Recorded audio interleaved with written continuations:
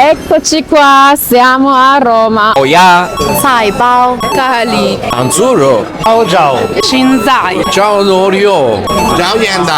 Ragazzi, guardate questo, i nostri studenti romani stanno ordinando in cinese e vi assicuro non è un cinese quasi asi, è fluido, perfetto.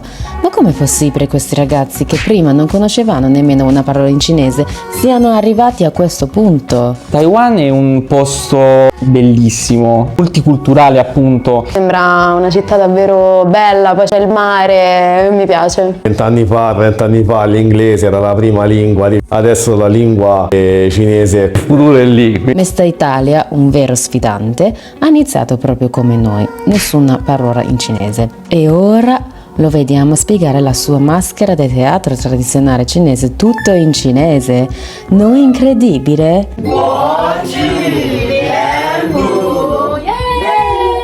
Ciao a tutti, sono Daetao. Allora, oggi vi portiamo a una nuova avventura, però prima di tutto volevo raccontarvi una storia. Sapete che qualche mese fa io con Mister Italia abbiamo fatto il nostro matrimonio a Taiwan. È stato tutto bello, contento, però per lui è un po' problematico. Non avevo capito nemmeno una parola in cinese durante tutta questa cerimonia. E poi una volta eravamo in taxi e ha chiesto: ma che fai nella vita? Lui super orgoglioso gli ha risposto 我是老子. Doveva rispondere 我是老师. E quindi praticamente gli ha risposto io sono tuo padre, così.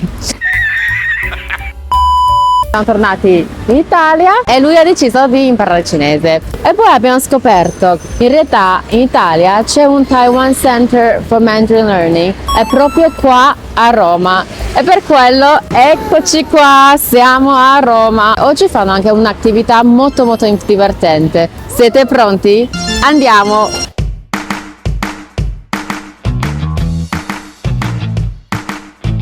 Eccoci, siamo arrivati a Taiwan Center for Mandarin Learning. Vediamo insieme. Ciao ragazzi, eccoci qui. Siamo a Taiwan Center for Mandarin Learning, proprio nel cuore di Roma. Ma attenzione, non è solo una scuola di lingua, è un vero ponte culturale verso Taiwan.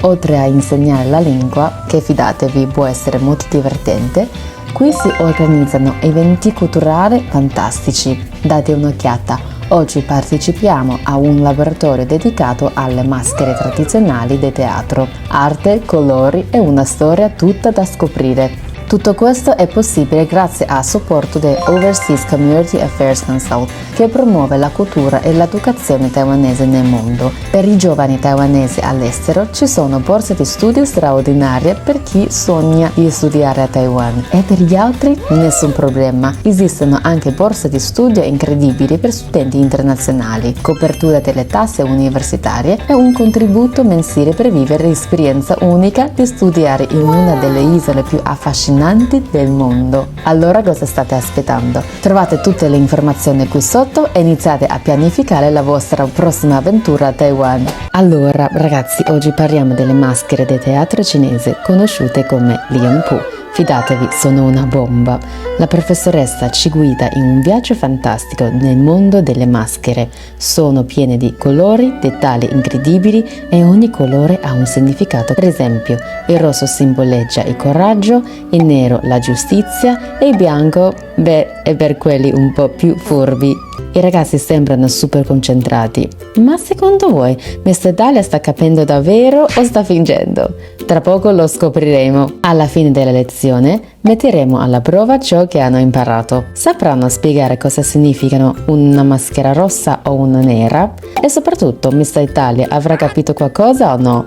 Rimanete con noi. Nero, 黑色 bianco 白色 blue 蓝色 What does 白色 mean? Sneaky person, or very funny but not so good. And what does 黑色 mean as a person? Stabile, bilanciato. Honza, very good, brave. Brave. What does 蓝色 mean? Complex character, majorly good. Brave. Brave. Good. How about you? 这个是 Huanzi sarebbe giallo, violento e crudele. Ora, praticamente ci stava spiegando che ogni personaggio ha delle caratteristiche diverse, in particolare quando si vede un personaggio con queste bandiere sulla schiena è un guerriero, un combattente, e ogni maschera ha un significato diverso, però il fatto che ci siano diversi colori significa è un personaggio sfaccettato, non ha solo una caratteristica. Anche i colori stanno ad indicare diverse sfaccettature di quella personalità probabilmente, quindi ad esempio questa maschera che è rossa, nera e bianca indica che questa persona, oltre ad essere magari coraggioso, fedele, diciamo il personaggio, e vengono anche replicate poi sul palcoscenico. Chi l'avrebbe mai detto che dietro disegni così colorati si nasconde una storia così profonda? E adesso è il momento di sporcarci le mani di colori. Ognuno è super concentrato a dipingere la propria versione della maschera, mettendoci il cuore e un tocco personale. Mentre i ragazzi dipingono le loro maschere, ne approfittiamo per fare due chiacchiere con loro. Quali impressioni hanno di Taiwan e cosa li ha motivati a iniziare a studiare in cinese? Sentiamo cosa ci raccontano. Interessandomi all'Oriente ho scoperto Taiwan e mi sono innamorato, pazzo, delle loro musicali e anche teatrali, per cui sarei interessato anche andare a studiare, continuare i miei studi là, magari un dottorato. Avevo voglia di imparare una nuova lingua e effettivamente il cinese è una lingua davvero utile. Io ho un gruppo di amici, mi piace tanto stare con loro e quant'altro, e molte volte si mettono a parlare, io non capendo la lingua e quant'altro, è bello stare nei discorsi e interagire un pochino di più con le varie lingue. Come 20 anni fa, 30 anni fa l'inglese era la prima lingua, diciamo, da sapere anche per comunicare con l'estero, sia per piacere, viaggi. Adesso la lingua cinese che viene usata tantissimo, quindi mi piaceva impararla per approfondire la conoscenza. Sicuramente la lingua del futuro, XIX secolo, è stato il nostro periodo, il XX secolo, americano, il XXI secolo, sicuramente asiatico. Taiwan è un posto bellissimo, multiculturale appunto, non c'è soltanto gente di etnia Han, però ci sono tante etnie indigene che sono veramente interessanti. Sono stato a Hualien, comunità Miss, molto molto speciale e accogliente soprattutto. E mi sembra un paese davvero all'avanguardia dal punto di vista tecnologico, ma anche dal punto di vista politico, primo paese ad aver approvato i matrimoni gay in Asia. Mi piace molto questa modernità. E a Taiwan ci sta un'azienda automobilistica che è molto piccola, vengono fatte soltanto lì, per quel mercato lì, e mi incuriosisce andare a visitare una realtà piccola come presente su un posto. E nel settore automobilistico stanno nascendo un sacco di marchi che producono vetture lì. Il mio lavoro si occupa del settore automotive, quindi sono appassionato di queste cose e vorrei andare lì anche per scoprire Il futuro è lì, quindi per questo motivo, no, in modo simpatico, insomma, mi avvicino a questa vostra cultura. Ovviamente Taipei, io sono molto abituato alle città, è facile viverci. Vorrei andare a Kaohsiung. Sembra una città davvero bella, poi c'è il mare, mi piace. Miaoli? Miaoli. Andrò magari nella capitale, però vorrei andare anche lì per visitare questo posto e, perché no, anche lavorarci se fosse. Taipei, sicuramente la capitale, mi incuriosisce molto, piccoli paesi, piccole comunità. Andrei a Taipei soltanto per vedere la torre 101, pure che stanno avanti. Alla fine dei workshop ogni studente presenta la propria maschera spiegando il significato dietro i colori e i dettagli che ha scelto. Ma la vera sfida è questa: Miss Italia sarà in grado di presentare la sua maschera in cinese? Dai, rimanete con noi per scoprirlo. Questa maschera che ho deciso di dipingere con questi colori rappresenta un personaggio complesso, principalmente positivo, molto appunto altruista, generoso, ma ha anche dei lati negativi in sé, quindi è un personaggio complesso ma abbastanza equilibrato. Ho deciso di pitturare questa maschera con questo bellissimo giallo che in realtà significa violenza. È un personaggio cattivo, violento, questo si capisce, magari può essere un po' subdolo, si capisce dal bianco, e il nero penso non riesca a bilanciare tutta questa negatività data dal giallo, però mi piaceva. 我是小范，这是我的老婆。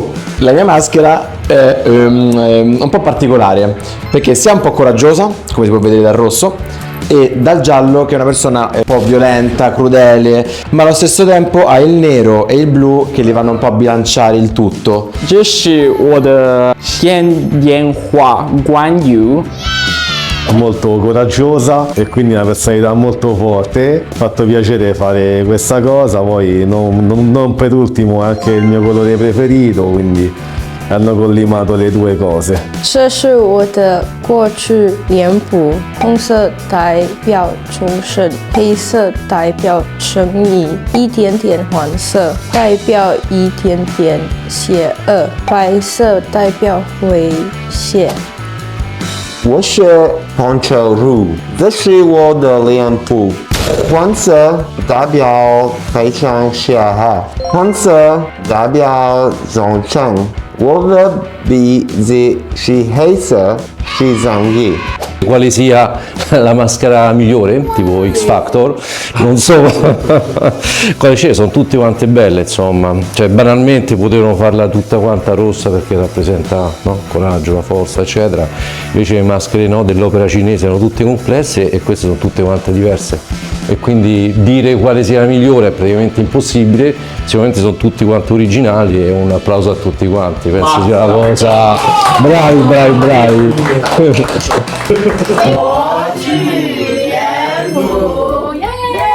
Dopo tanto lavoro ci vuole una bella pausa e oggi gli studenti ordinano tutto in cinese. Vediamo come se la cavano. Cosa ordini?